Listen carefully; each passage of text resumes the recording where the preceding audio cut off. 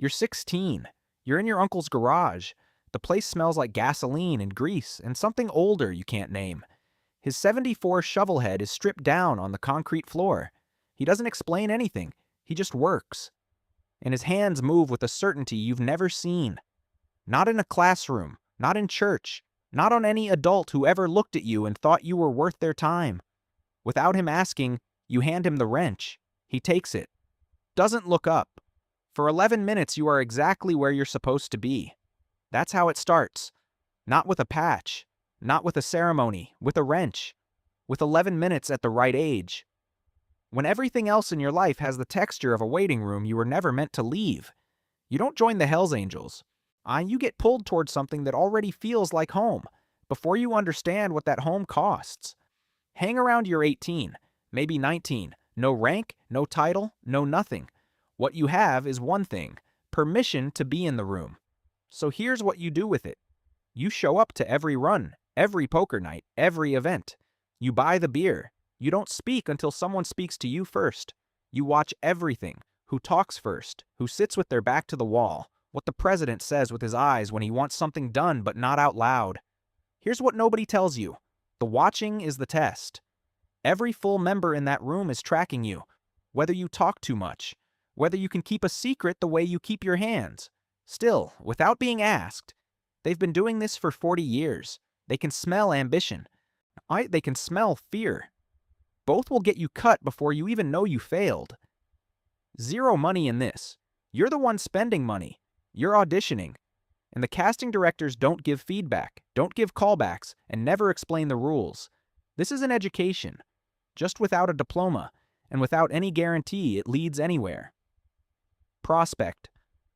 Now you have a rank, and a rank means you have a target. You wear the top rocker, Hells Angels, and the bottom rocker with your state. But the center patch, the death head, the winged skull, that's not yours yet.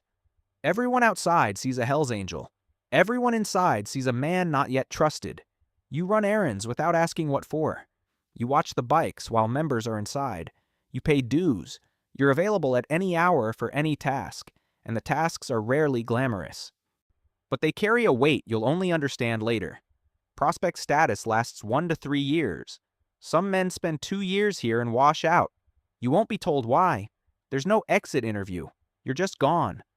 What you're learning underneath all of it, underneath the errands and the early mornings and the calls you answer without checking the time, is absolute loyalty.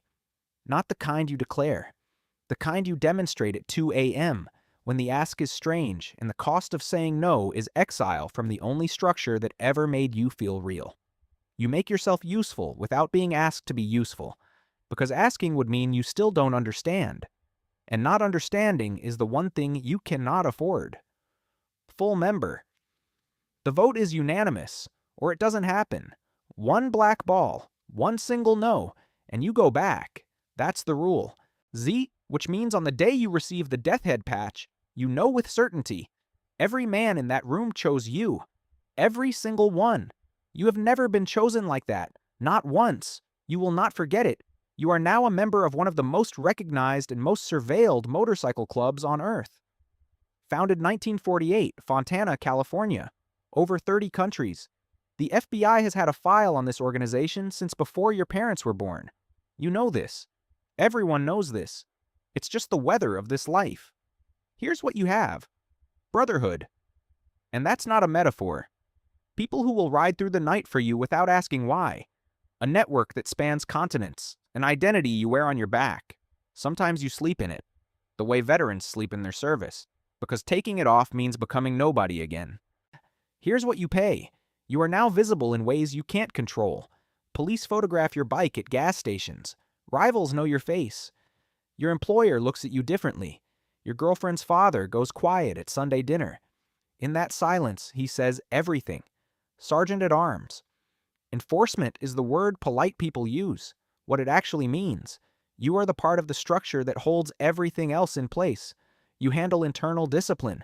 You provide security. When someone owes something or talk to someone they shouldn't have, that conversation starts with you. You don't do this for money. You do it for power. And power in this world is the only currency that can't be seized in an asset forfeiture. You have watched men get expelled. You have seen things you will carry to your grave, not because anyone ordered you to, but because you understand it the way you understand your own name. That information is not yours to take outside this room. Your family notices something shift in you. Your mother notices. She doesn't ask directly. You don't answer. And here's the thing nobody told you when you were 16, handing someone a wrench in a garage. What you're buying with each level isn't safety. It's depth. Every patch, every roll, every year, another fathom down. The pressure is manageable, until the moment it isn't. And then the surface becomes theoretical.